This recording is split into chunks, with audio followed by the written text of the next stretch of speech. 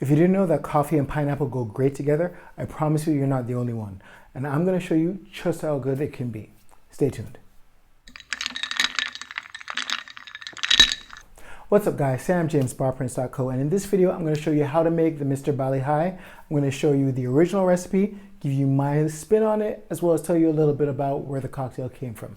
Now if you're new to this channel and you're looking for the best in all things bartending and cocktail, don't forget to hit the subscribe button right down here, and don't forget to click the notification bell to make sure you never miss a new video whenever they come out. Now I first heard about the Mr Bali Hai because of a good buddy of mine, an amazing bartender named N.A. Trinidad. He's actually in Bonaire right now, opening up his new Tiki bar, Tiki & Co. Go ahead and check that out on Instagram if you haven't already.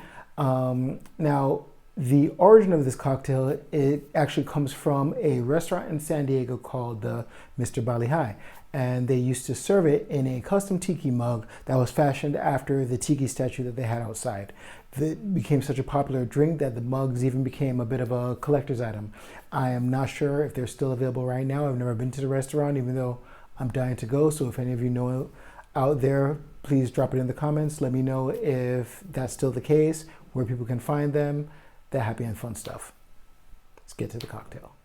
Now to make the Mr Bali Hai, all you have to do is grab your shaker, put some ice in it, and go ahead and add the following.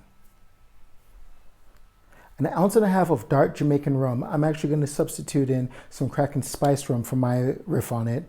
1 ounce of lightly aged rum. 1/4 ounce of coffee liqueur. The original recipe actually calls for coffee infused brandy. 1.5 ounces of pineapple juice. 1 ounce of fresh lemon juice, and 1/2 ounce of simple syrup.